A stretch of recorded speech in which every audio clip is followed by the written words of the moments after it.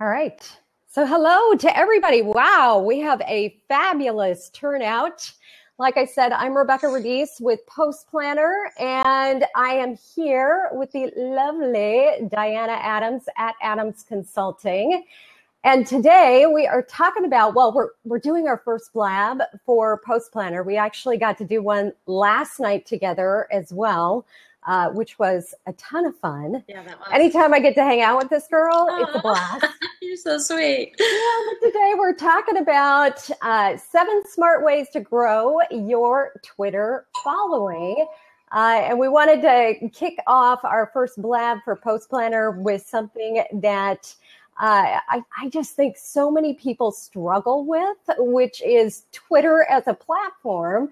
But then how do you grow a solid following on Twitter, especially if you're just getting started? So we're gonna give different tips for everybody from just getting started, growth strategies, kind of some growth hacks, but also people that you're along the way, you've kind of hitting your stride, but you'd love to know how you can expand upon that. And then because it's Blab, we want to take a lot of questions, invite people in to get involved in the conversation as well. Yeah, so we're going to try to keep it to an hour. We'll see how that goes. A couple of housekeeping things just before we get started. Please, please, please tell everybody that you're connected with, that we're hanging out and blabbing here today. So click that little button over there that says Tell a Little Bird, and that will go ahead and tweet this out. And then if you have questions, if you haven't been on a blab too often, the best way to go about putting your question in there is right in the comments, use a / and then type question. And that's going to highlight your question for us. So it really catches our attention. As you can imagine, the stream starts to get going pretty quickly. It's nothing like Periscope, though. It's a whole lot easier. Yep, I agree with you on that. Yep. With Periscope, my over 40 eyes are like, wait, hang on, hold on. Slow down, everybody. Oh, so first things first. All right. Create a bio that people want to connect with. That's our number one. And really where we wanted to start is we talk about how do you connect with the right people on Twitter. And Diana, obviously, you have done just a phenomenal job over the years with building a very thriving community. And people know you because of your bio. They know you because of your headshot. So let's start there and maybe give a few pointers on what does it take to create a bio that stands out, that helps people really recognize who you are and immediately want to make that connection? Well, first thing, a lot of people I don't think realize is that a bio is 160 characters. So you have a lot of space there. So use up a lot of space. But it kind of gets tricky because when you follow new people and then they see you as somebody that they followed and they see that preview, not all 160 characters show up. And I don't know if a lot of people realize this. And the way that you can tell, and you can run a little test on this, is look at somebody who is a new follower of yours. Then go to that person's page because they just followed you. So look at who they just followed and you'll be on the little list there. And you can see how much of your bio shows up. I think it's like 147 or maybe 150 of the 160 characters show up. So the reason I'm telling you this is because you want to put the important stuff at the beginning of your bio, so you make sure everybody sees that when they're checking you out. So that's one tip I have for your bio. Another one too is include your hashtags. Include the hashtags that you want to be associated with because those will show up in Twitter search.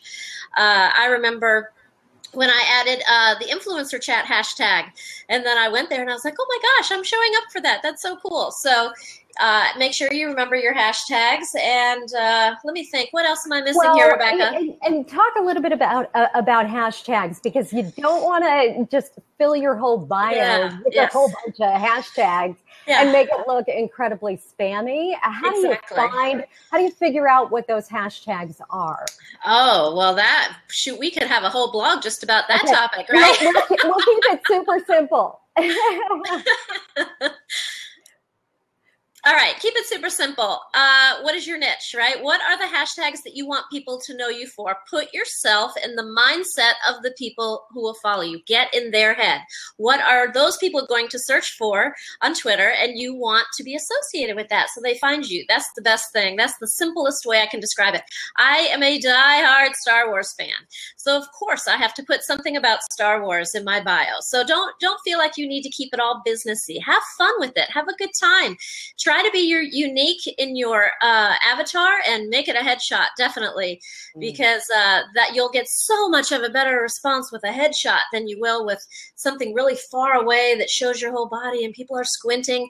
When I first started on Twitter, and since my username is Adams Consulting, I learned this avatar thing the hard way. I was standing back and people would tweet me and say, "Hi, Adam." I'm like, "I'm not Adam," but they couldn't see me. So keep that in mind as well. You want people to see you. Yeah, for sure. Well, people connect with people. Exactly. Yeah, and they want to know. It's the whole fun too. You know, Diana and I just had the opportunity. We've known each other for years, and just had the opportunity to meet in real life. And I knew her instantly because her picture looks exactly like she looks, exactly like you see her right now. Without the R2-D2 hat. True. So it's not enough to just have a profile picture. It needs to be a representation of exactly who you are, so people don't say, hang on, did you take that 20 years ago? Exactly. When did you take that picture?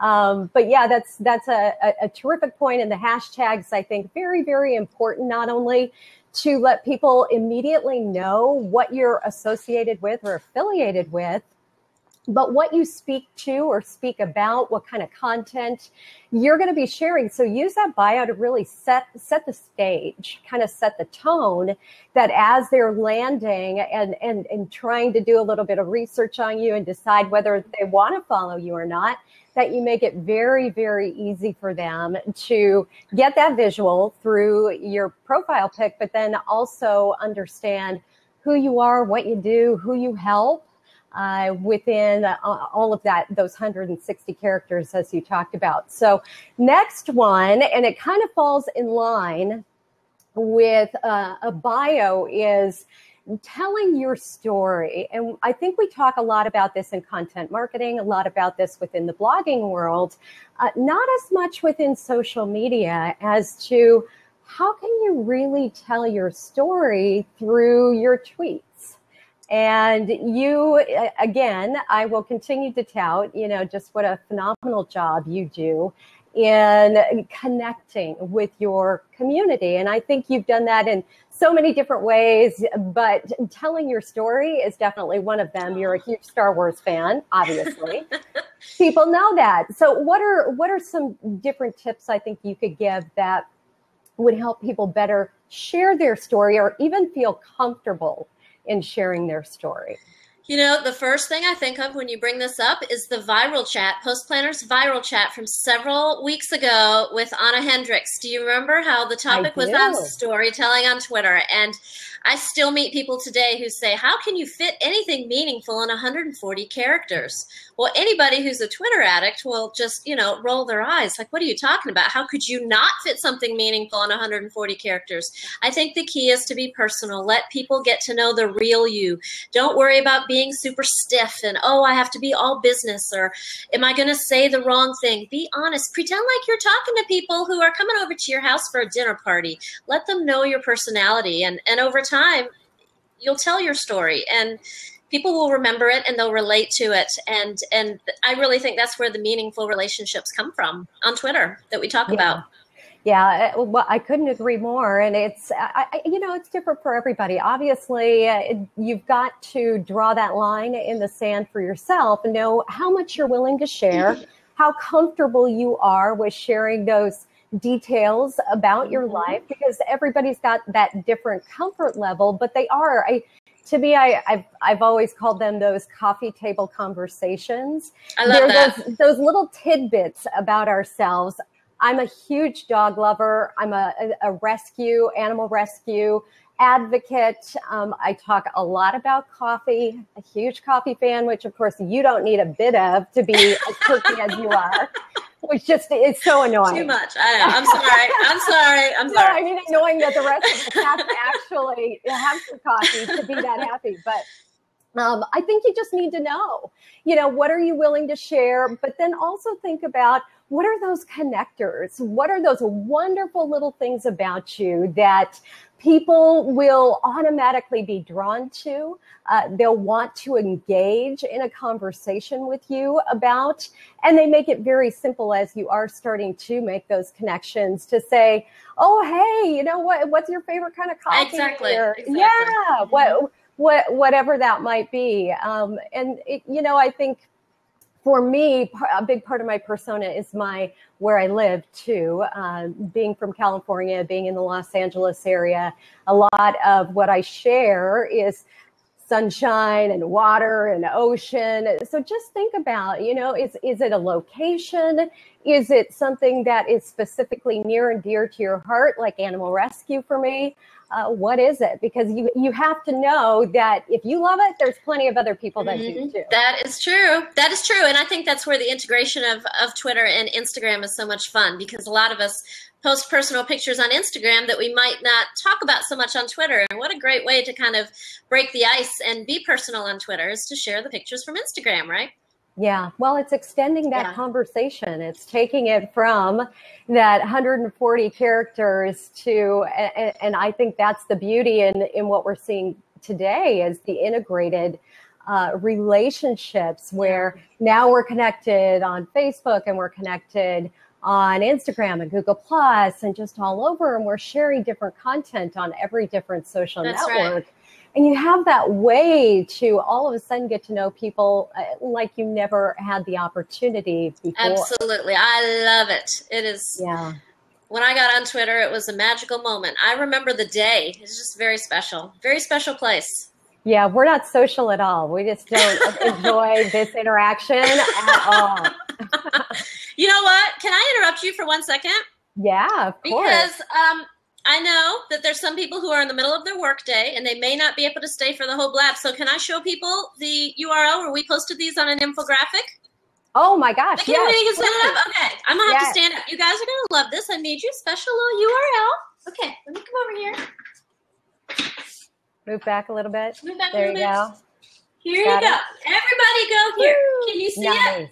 Yes. Can you see it? Here we go. Yes. If you go here, you will see all of these tips that you can grab in an infographic. Everybody see it. PLA.NR/Twitter infographic, right? That's right. And we'll put that, why don't you type that into the comments too? Make sure, Leanne, we have several people here from our team. So Leanne, Scott, any of you, if you could drop that into the comments, that would be awesome. And I'll show it again in a few minutes, but just wanted to mention that in case. Thank you. You're welcome. Thank you.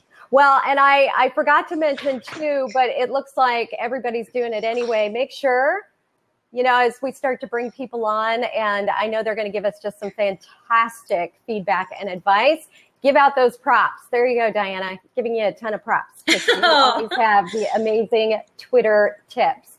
Dropping those knowledge bombs, as Josh Parkinson says. Yeah, I use that all the time. I heard him say that. Where was it? The social boom? Or something, I don't know. One of the things he spoke at, he was dropping knowledge bombs. I love that. I use it all the time now. So let's talk about our next tip, which is how to use Twitter lists to really manage all those relationships you're building, manage the conversations that are happening. And I know we have a lot of tips around this, and I'm sure a lot of people that are here have tips as well. And don't worry, we're just going to move through our 7 tips, and then we're going to open it up and take all those questions and let people hop into those open seats. So go for it. Give a tip. All right. Twitter lists. I think that's one of the most underused features on Twitter. A lot of people don't realize what they're for. They were popular back in like 2009-ish. Then they became not popular. Now they're gaining popularity again. There's tons of creative ways you can use Twitter lists. Most people I know who use Twitter lists use them to filter the tweets. Say, for example, you're following 5,000 people, but there's 300 of those people that you want to make sure you do not miss their tweets. You can set that up. You can set up a Twitter list. You can have that list populate in a TweetDeck column. You can look at it. There's many different ways to view it, all different apps. You can keep up with those people so you can filter those tweets. But there's lots of other ways Twitter lists can be used. I've seen those blog posts where people suggest who to follow. They put everybody on a Twitter list. In one click, you can follow everybody on the list. Think of a Twitter list as a group within your community. It is a community in a community. So it's a special group of people of special interests, or for whatever reason, there's a million reasons you want to group those people together. You would make a Twitter list. Very, very useful. And you may not realize it now, how useful it is, but the more people you follow, you're going to run into a situation where you're like, how do you keep up with this?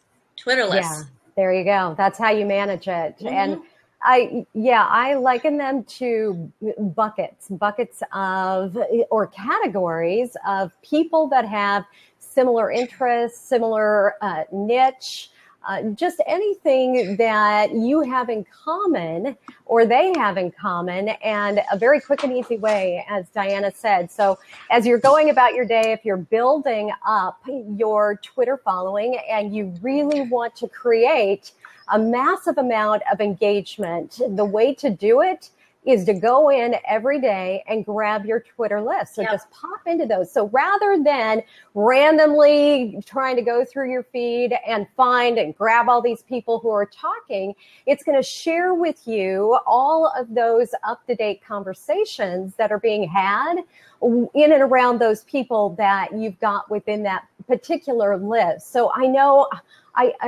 I think almost daily I talk to people that are like, wow, I had no idea that I could do that with lists, or how to even manage the noise that goes on within Twitter. And it's just, like I said, it's a great way for you to get laser focused on those people that you really want to go deeper with. That's want true. to create that relationship with, and you want to keep up to date with them without feeling like a crazy person every time you jump into Twitter. And trying to keep up with all those conversations. So Twitter lists, I couldn't live without them. And, I'm just going to piggyback on your point real quick about, you go to conferences, you meet all these different people. There is almost always a scenario where either the conference or somebody from the conference has created a list of more than likely the speakers, but wouldn't it be great if you created a list of all of those people that you networked with while you were there? So take that networking that you did one-to-one, maybe you met a whole group of people, went out to dinner, and then what happens? You lose contact, you go home, you get busy. So create a list to extend that conversation beyond that conference or that event. So lots of different ways you can use Twitter lists. And if you just saw me typing, I saw somebody put in the comments that the link on the on my sign was not working, and I checked it. It is working. So everybody, go to this little sign, get your infographic so that you have all this information. It's really important. Okay. Yeah, double checked it. Everything's fine. So make sure everybody get your list. And speaking of Twitter lists, we could do one for the Post Planner team. We could get Nada and Ambry using Twitter. I bet Nada would love to be on a Twitter list. I was going to say, good luck with that, but okay.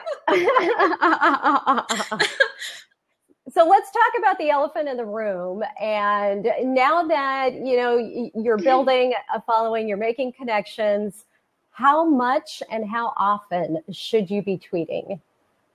Okay. You want me to speak to that? It depends on your own goals. Why are you on Twitter in the first place, right? What are your strategies? What are you there to accomplish? How many followers do you have? All kinds of different things. But we talked about this a little bit on our influencer chat blab last night. And really what I would say is tweet as much as you possibly can where you can still engage and still make those relationships and still jump in there, build your community, not put your account on autopilot. You absolutely do not want to do that. You do want to schedule tweets, but that's different than putting, just everything automated. So I would say tweet a lot, and it is really as much as you can. We were talking to Ann Tran last night. She said she tweets every 30 minutes to an hour, and I looked at my tweets since we were talking about it last night. I sent 66 tweets yesterday, which is a lot. Normally I send, 10, 15, 20.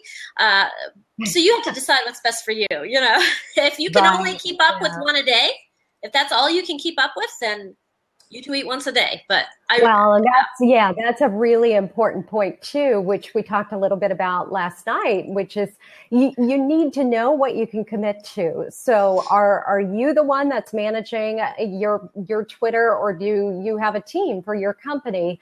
Understand your bandwidth, how much you can fit in a day. It is definitely a commitment when you start to think about curating and finding all of that content, and how to get that out there. And then once you do, oh, wait a second, you actually need to interact with people and respond and reply. That's the fun part though, right? That's the fun part. Absolutely. But it's the part a lot of people forget, and forget at least to put into their day. So for me, schedule it into your day like anything else. Yes. Get it on your calendar, make it a commitment.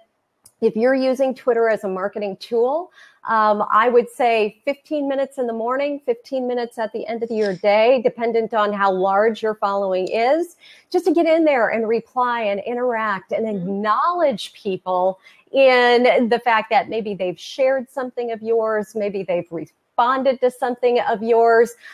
We have a really cool feature in Post Planner that is status ideas. Oh, that's so cool. Yeah. That's awesome. I mean, there's just tens of thousands in there, but I got lost in there this past weekend. I got in there and I was playing around with it, and I looked up like an hour went by, and I'm like, these are awesome. I don't have to think anymore about what I'm going to tweet, right? Because they're already in there. Cool. Exactly. I have a ton of fun with them.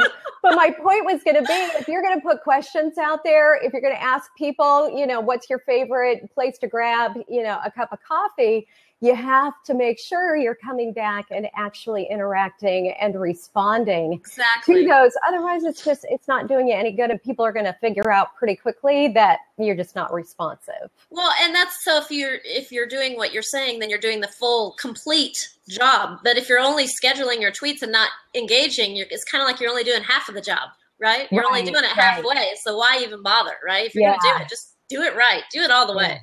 Do it all the way. Well, and that brings us to our sixth point, which is scheduling your tweets. And we talk a lot about this in just the difference between scheduling and automation. Automation always says to me that you've just put everything on autopilot, whereas scheduling and queuing up your content is very strategic, in my opinion. You have really thought through, for example, you're going out and you're finding content that's relevant to your followers, and then you're scheduling that content, so that you're consistent across Twitter, dependent on, what time of the day it is.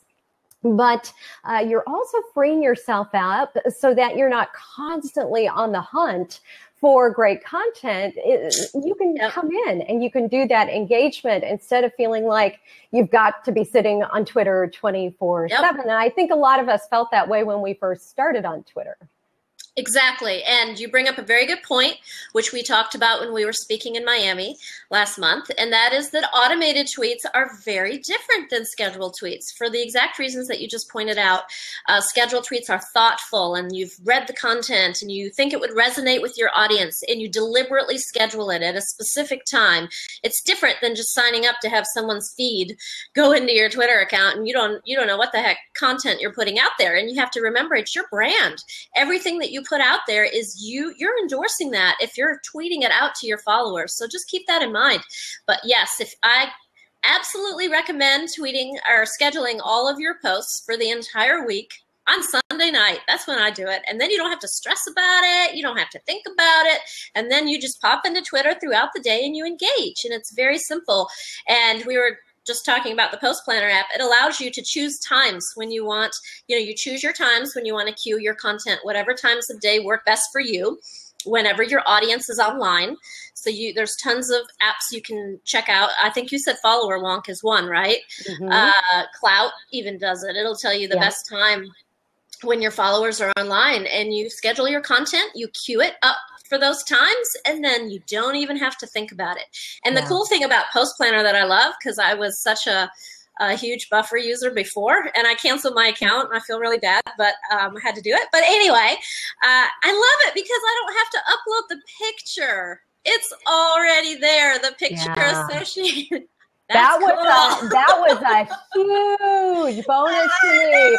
The day I figured that out, I was like, I think, the clouds parted, the sun came out. It was amazing because you know me, I'm huge into visual marketing, and I'm constantly creating graphics, and that definitely saves you a whole lot of time to just be able to drop the URL in there, and up pops the featured image. I was like, this is cool. It takes me like 10 seconds to do a whole day's worth of and it looks like in the comments, there's definitely agreement in just that being very thoughtful.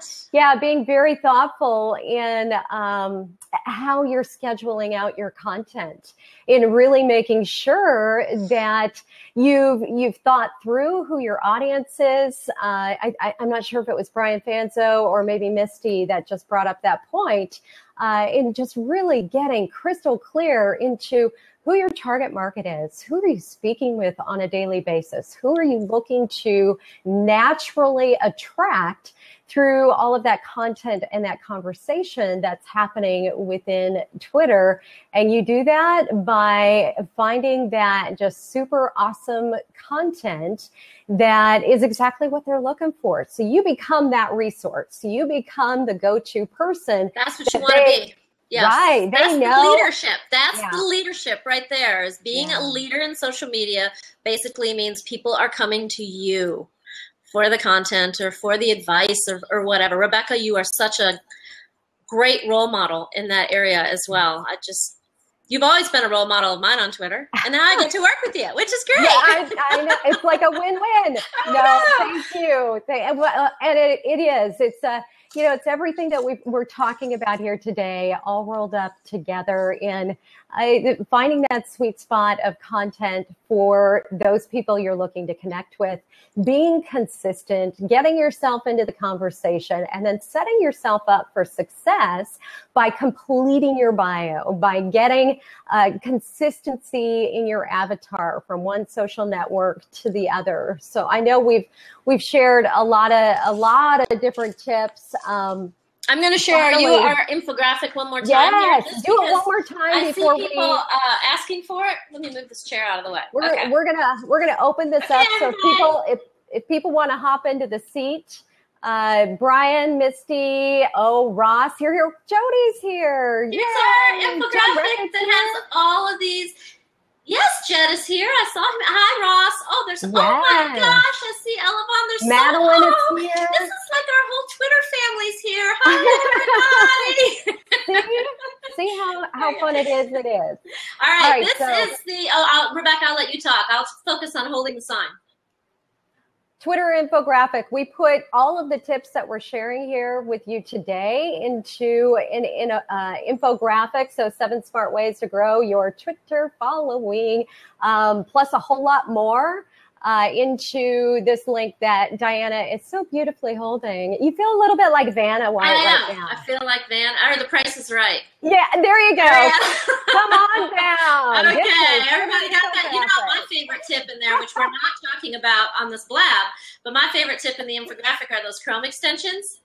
Did you know? You know about those, right? Those Chrome. You know about Chrome extensions where you can, when somebody follows you on Twitter, then you can instantly find out all this more information about them. Yes, that's crazy. Cool. But yeah, everybody needs that. Okay. We've got Peter V here, so we're going to bring Peter in. We've got one open seat if somebody else wants to join us. So many friends here. Oh, Ivana's going to join us. Yay. Peter's taken a second to pop in. Hey, Ivana. Hi. I'm not wearing my Post Planner t-shirt. I wish I were. Darn it. That's okay. Next time. Next time. Well, hey, how are you? I am doing great. How are you guys? You are excellent. You are so fun on Blab. Oh, well, thank you. We have a little bit of fun. A little bit of fun together. Actually, I have a question for you guys. One of the things I noticed on the chats that we're on together is that you guys put up graphics so fast. And my question is, do you prepare certain graphics for a tweet chat ahead of time and then just throw them up there? How do you, but some of them seem like they're spur of the moment. How do you do it all? That's an excellent question. And there is a balance. Obviously, we have a team. So, yeah, we're creating a lot of stuff ahead of time.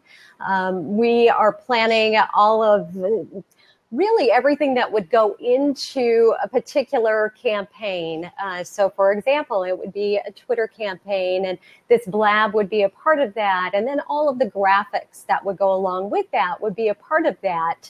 But yeah, there's also a lot of spur of the moment because, as we know, Twitter, social media is real time, and there's stuff happening that we want to jump on or react to. And that's where the ability to quickly put those together. There are so many great tools. Canva definitely being one of them. Canva's integrated directly into Post Planner, so makes it super easy to tweet that stuff out. The other one that I am absolutely in love with is Relay. We had Craig on last night. He just popped by on Influencer Chat, and Relay that is just another tool that makes it so easy to put together a graphic, and you do not need graphic design skills to do it. Mm-hmm. So you can integrate visual marketing into your strategy without it feeling heavy and overwhelming, as you know, I know a lot of those things can feel, especially when we're adding one more thing to our day. Oh, I hear you. I actually am pissed off at Canva right now. I just went, as you guys know, I'm producing the Bizapalooza online event. And so I'm making little, it's going to be a webumentary, right? So it's easy to watch, but I have all the raw, so to speak, interviews. And so I'm making like little speaker, like their name and their Twitter handle, blah, blah, blah. I went through and made 37 of these puppies in no time, only to find out, and if you guys have a tip for how to do this, it's making me crazy, only to find out, so this is a warning to all you people who are creating something like that's repetitious and you have a lot of it. Guess what happened? So let's say I have Bob Berg, and I have Bob Berg's picture, and then I have his name and his Twitter handle, right? And I save it as Bob Berg. And I download that, right? Yeah. Then I create a new one. So let's say I were to create one for, Diana or whatever. And I change everything, right? The template's still there. I changed the picture. I changed the name and the Twitter handle. Guess what it was doing? And then I download it, right? It was, don't ask me how. It would have like Bob Berg with Rebecca's picture on it. Oh no, I've never seen it do that. Oh, clearly I'm very good at doing that, because out of the 37, only 20 of them came out right. Oh, wow. Oh, gosh. And here I was thinking that they were right, and I'm inserting them in all the videos, and I'm like saying, oh, this is so easy. It's so easy. And now I'm going through my quality check, and I'm like, that's not Bob Berg. That's Sally. Oh, yeah. Oh, that's so frustrating, especially when you're batching that many all at once. Exactly. Yeah. So, but I loved your point, and that's something I just wanted to tell you, Rebecca, is and maybe you have some tips around that. I am a big, big, big believer in having a very consistent look, and the consistent shares and so on and so forth. And you guys are awesome at that. Oh, I well, thank you. I love how you do your quotes, and and I think when you see the Bizapalooza stuff, you'll see that I was a little bit inspired. Oh, that's I so love that. sweet. I tell That's you, awesome. Rebecca, this lady right here, she is a branding master, and all props go to her because she, Absolutely. especially with those quote graphics, she's unbelievable. Oh, Unbelievable. Fantastic. So, and big props for Post Planner, because I am one of those people. I know you're not going to say it's true, but I'm actually crazy shy. And sometimes I feel like I'm at a loss for words, and I want something like that's a little wittier than I can be at any given time. And that's why I really love some of those Post Planner like images and things, because it kind of, they make you look cool, right? They make you look cool. So. And they make you, it tells your followers, hey, I'm a cool girl because I'm using these Post Planner status updates and they're awesome. Oh, I love to hear that, though, because I think that's the fun in it, is it helps you kind of break out of your mold, too. It helps you find stuff, Yeah, it helps you. You don't have to think of so many things, too, right? You don't have to think of all that stuff. It's already there. You just pick one you like and you're done. And exactly. So I posted in the comments, if you guys are reading the comments, everyone there, I posted my sneaky tip for the if this then that to put people on lists. Yes. Originally, so this just goes to show you how strategy works, right? And sometimes it's a surprise. Originally, I started creating them for you can create a list from people that attend a chat. So of course, for all the chats that I attend, especially the viral chat and the influencer chat, I wanted to grab all the people on that hashtag, right? And so I use the if this then that. But what's really awesome that people might not get is that this will automatically put someone into your list.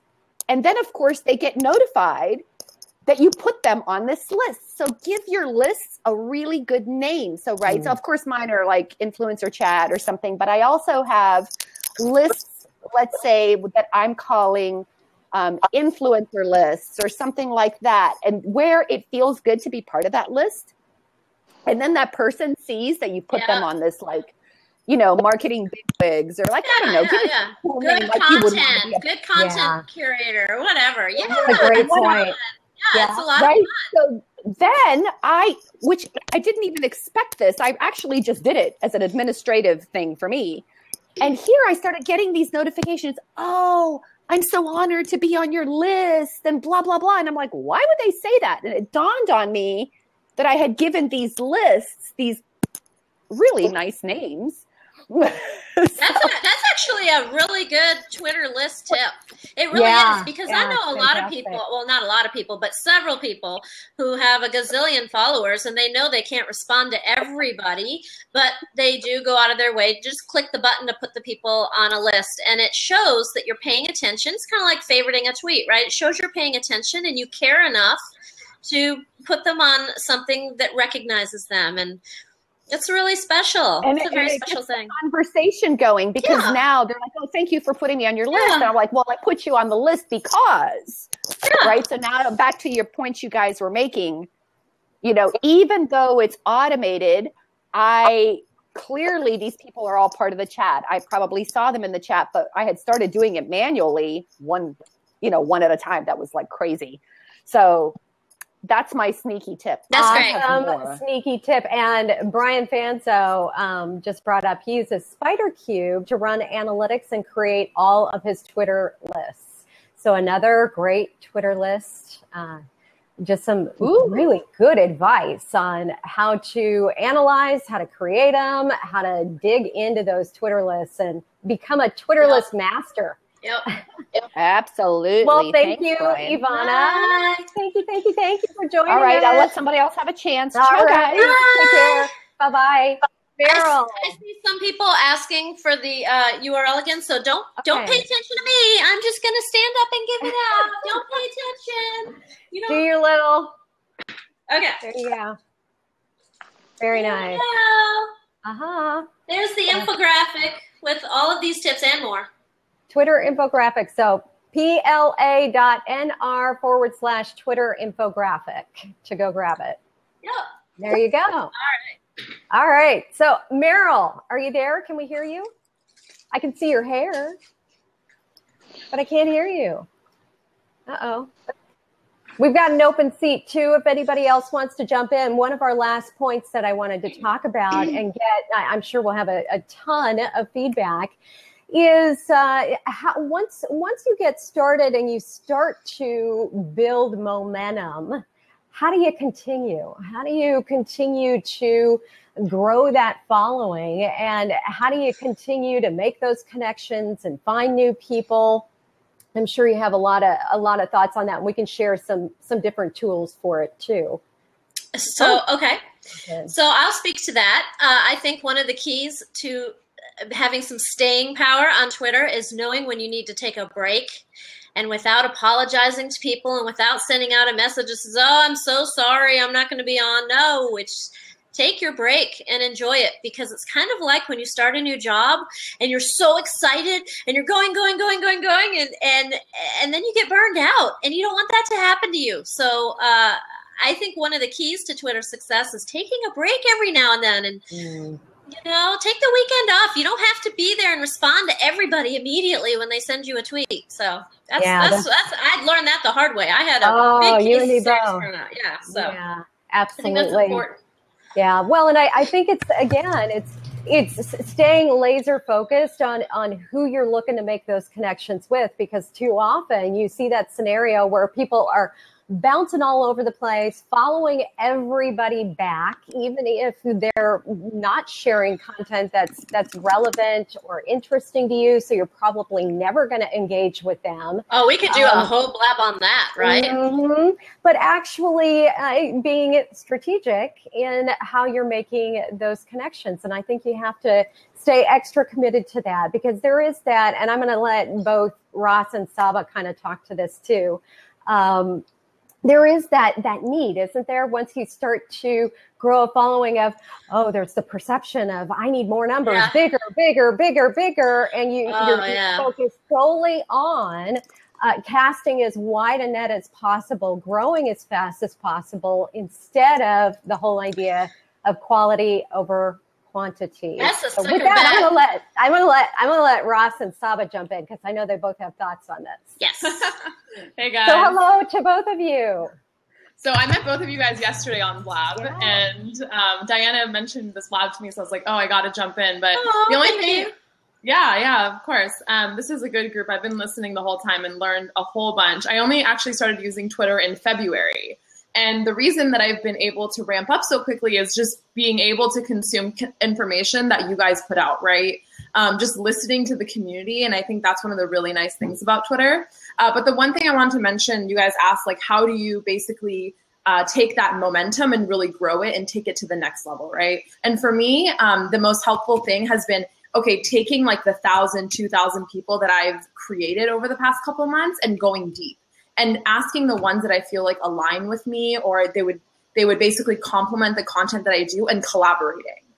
Whether that be on a blog post, whether that be on a blab, whether that be you meet for coffee and you see kind of how you guys can help each other, and really harnessing the relationships you have created.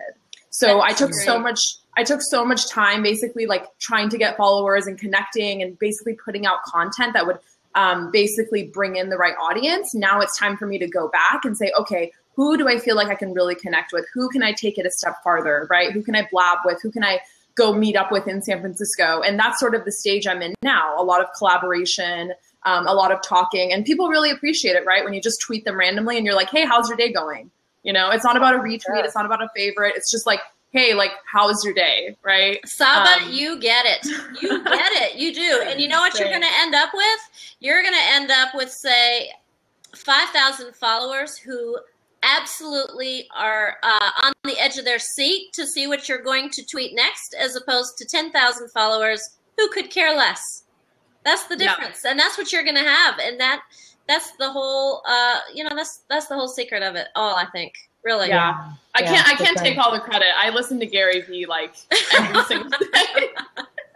Religiously, huh? I mean, really, yeah, religiously is probably an understatement. But no, I mean, that's the main point I want to make is I think collaboration is a huge chunk, whether you're just starting out. And I think a lot of people think they can only collaborate when they're, you know, an influencer or when they have a huge following. But really starting out small and aligning yourself with those people is actually a great way to get exposure and talk to their audiences and really be a part of the larger community as a whole. But that's all I got to say. Ross, what about you?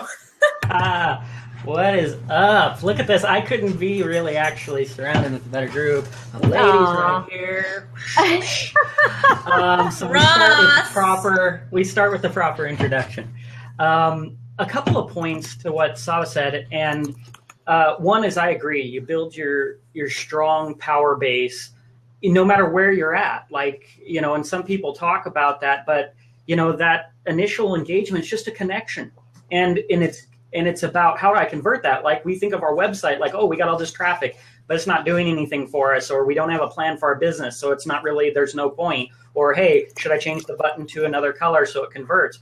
But people don't think about that when it comes to their social platforms and their audience and their network. They don't think, well, great, I am connected with so-and-so, whether they're an influencer or they're just somebody who might be, you know, in the same industry as you. How do I convert that? What button should my relationship with them change to, right? So that I can convert that relationship into something that matters and take it into a very measurable, and not in a like a, oh, every relationship has to have a measurable end. I don't operate that way at all, or think that you should.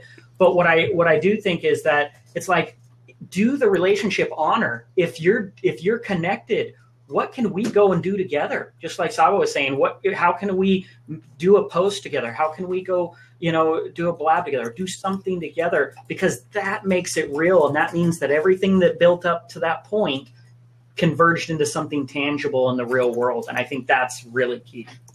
I agree. Such a great point. Yeah. And Ross, I'm sorry. No, go ahead. I was just going to say, as much as we have talked, you and I, and we've talked on Skype and we've talked on Twitter, and can you believe we're in a blab? So I just have to say, hey. Here it is. That's right. It's all happened now. It's all come full circle. Okay, I just had to say that. It all comes full circle, and all because of Twitter.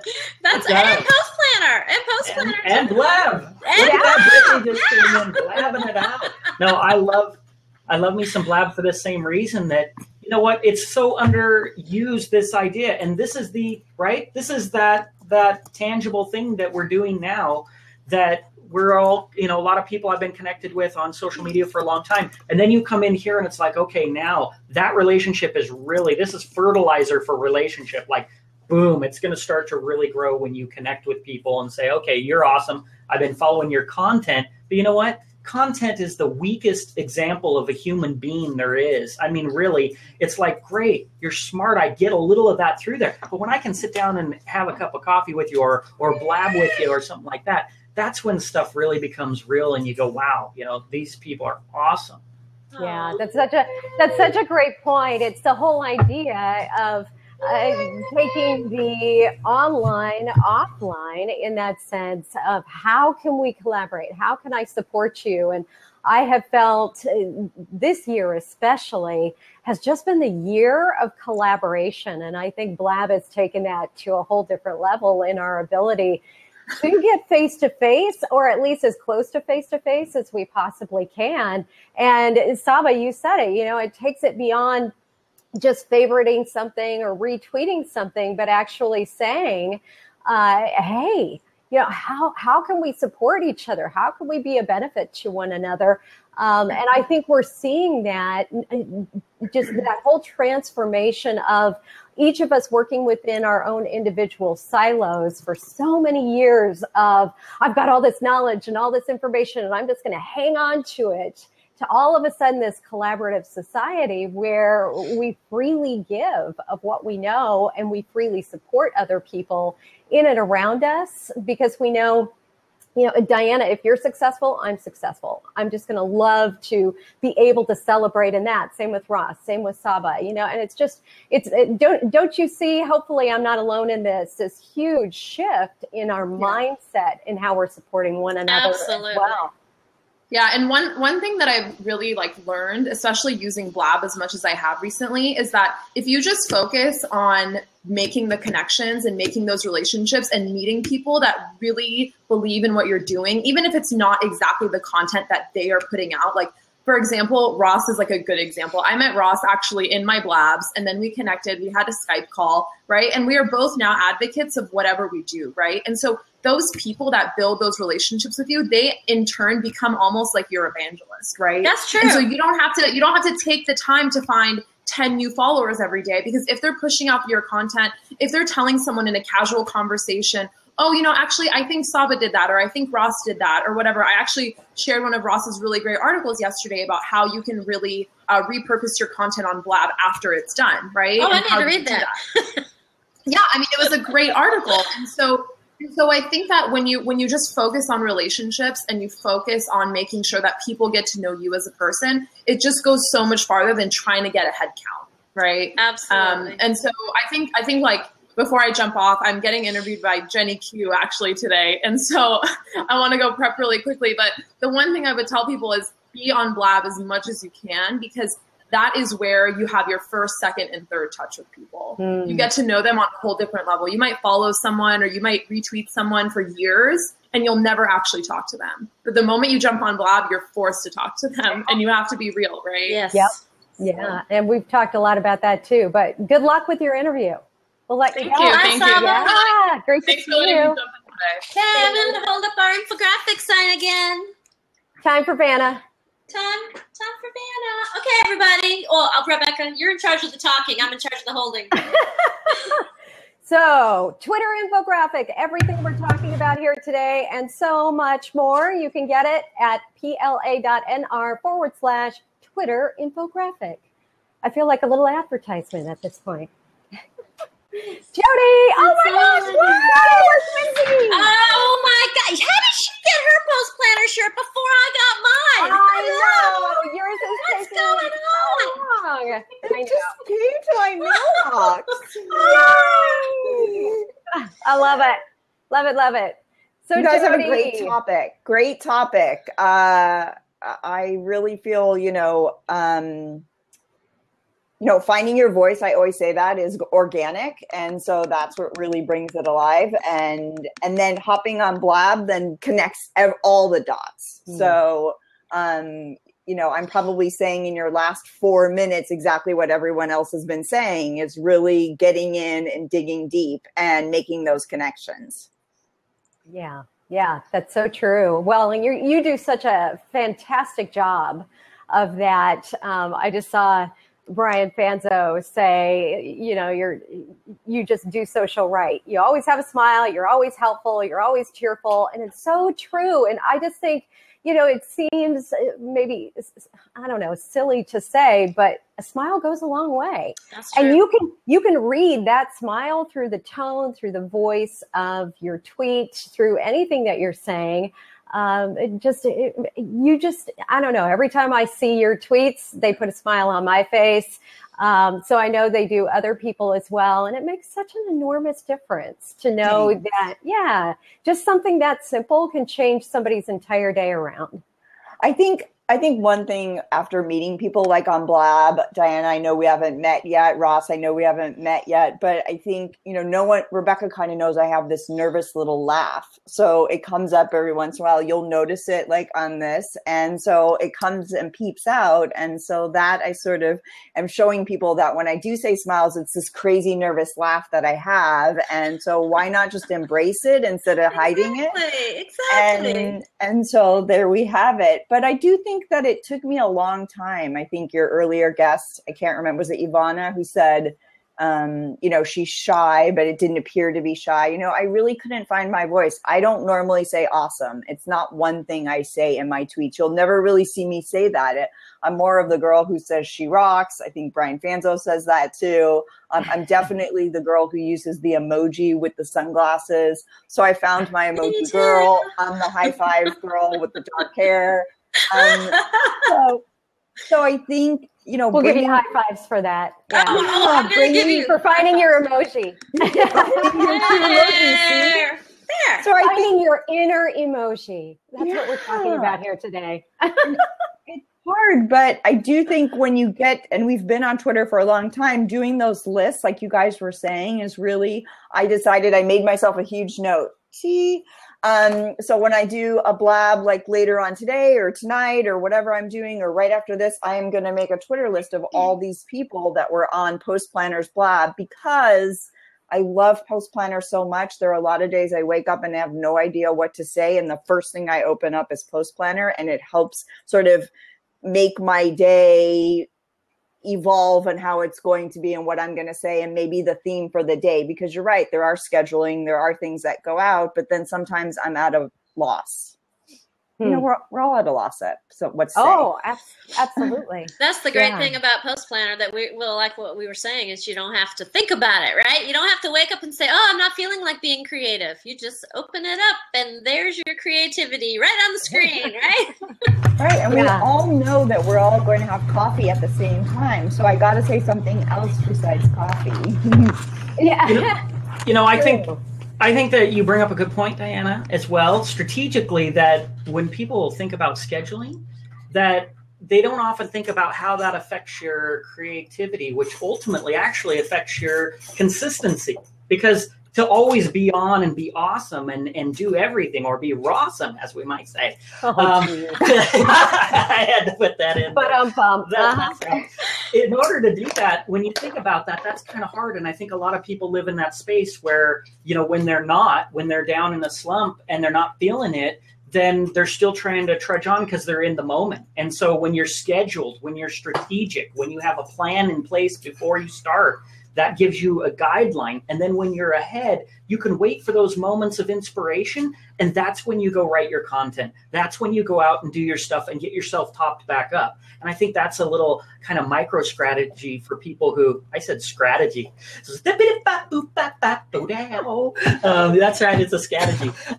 So that's something that people can do if you're not always feeling it. You know what I'm saying? Then schedule it when you're feeling it, right when you're feeling it. And I think that's a good piece. That's a great point. You guys feel like, since you've been on Twitter, and probably back before, we didn't really do a lot of visuals, right? So before we were just tweeting and it was 140 characters, and now we have this other layer on top of our tweets where we're trying to also have the visuals and stuff going on with our tweets. And so it's very layered up as to being very, what should I say, purposeful of what we're doing. Would you say that? Would everyone say that here? Oh, for sure. Oh, absolutely. Yeah. And I think layers is a good way to put it. You know, when you first start on anything, but certainly Twitter, on Blab, you're just kind of get your foundation in place. You get your feet wet, you're figuring things out, you're figuring out who you want to make connections with. Diana and I were talking about it, I think when we were in Miami. I was telling her when I first started, I was a total lurker. Yeah, I'm such a book nerd. I love to read, and I was so excited I could connect with authors. I'm like, oh my gosh.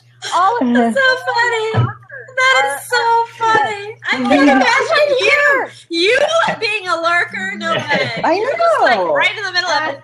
I don't know that I would say I was a lurker, but yeah, I was just excited that I could get out there and make these connections that there's no way we would have been able to do that otherwise. And so, yeah, as you evolve, I think those layers continue to pile on, and they become that part of your brand and the evolution of your brand in just the whole look and feel. Well, obviously, and I'm talking about it, and I'm going to have to scoot here in just a few, everybody. I'm on Social Media Examiner's Social Media Success Summit today, talking about visual marketing. Yay! Super exciting. But yes, visual marketing, I think, has given us this opportunity to take our tweets, all of our social content in a direction that is just so exciting to me, because I think we're a very visual group by nature. Yeah, and there's a lot of data on the brain. There's a lot of information contained in the image, and so that's just, to me, it's about information density. So it's like you've got your post, but when you give an image, you can control context and emotion and get your message across, and it extends everything. So it's like, it's a missed opportunity when it's so easy to just tweet and go, I'm just going to tweet. And then it's like, well, wait a minute, let me go grab a graphic and put it on there. And that's going to be much better. People miss out on that, and they're still missing out on it. And it's like, you definitely rock that space. I got to say, when I'm going to a post, like say I want to just throw something on a certain topic and I post or I go into social media on Twitter and then I see a great graphic. You want to know what's funny? Because I go to photos and I like to share visual content and I'm like, ooh, that looks good. And the funny thing is now my inside of my head joke is that I'm like, that's Rebecca, I can tell. And then I'm like, it's a beautiful graphic. And it's like, it is. And I'm like, boom. I do the same thing. Rebecca, for real, Ross. I did the same thing. Well, thank you. I love that. And I'm like, Rebecca made that. Somehow she had a part of that. Yep, then you click it to see if it's true, and it's like, yeah, it is. And then I already know it's going to be a great article, and I'm going to share it out. I've done my job. So. I've gotten into your head, Ross. I love that. Rebecca, I know we're going to need to wrap this up, so I want to show our URL one more time. Oh, and I just want to say something really quick, you guys, and I know we don't have time to talk about this, but when I joined Twitter, you're not going to believe this. People didn't even share links. Yeah, we can talk about that. Isn't it crazy? It was just a couple, like this little group of people, and everybody followed everybody, and everybody engaged. That's all people did was engage back then, and there were no bots. But I'm not going to. We can't talk about that anymore today. Okay. All right. You can share that. Yes, I am. You guys, everything we talked about today and more is on our infographic. Let's see. Move it down just a little bit. There you go. Okay. Right. Oh, how's that? You got it. So perfect. I'll do it one more time. PLA.NR/Twitter infographic.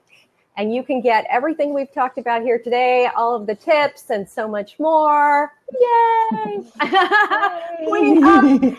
to everybody that's asked questions, Gilbertism, that is a phenomenal question about all of the proposed Twitter changes. And unfortunately, we've got to run here today, but we will be doing these on a regular basis. This was our kickoff Twitter topic chat. We're doing a whole series of these here on Blab, and our next one is on simple ways to discover Twitter content that'll rock your engagement. So today we really wanted to lay the foundation, and now we're going to talk about how you can really ramp up that engagement and get good stuff going. So same time back here. I'm trying to remember the date off the top of my head. I don't remember. I should have that right here in front of me. We'll drop that into the comments. I believe it's the 14th.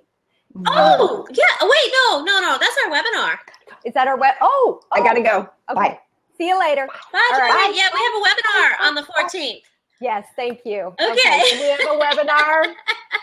Good grief. Yes, I should have had that right off the top of my head. Looking at the wrong graphic. Looking at the infographic instead of all of our other graphics. But join us back here. We will definitely let everybody know via Twitter. And thank you again. There's so much for everybody being here in our first Blab. Yay. Thank you, Diana. Bye. All right. See everybody soon. Bye-bye. Oh, and good luck. Good luck, Rebecca. Thank you. Good job. Knock them out. See you guys.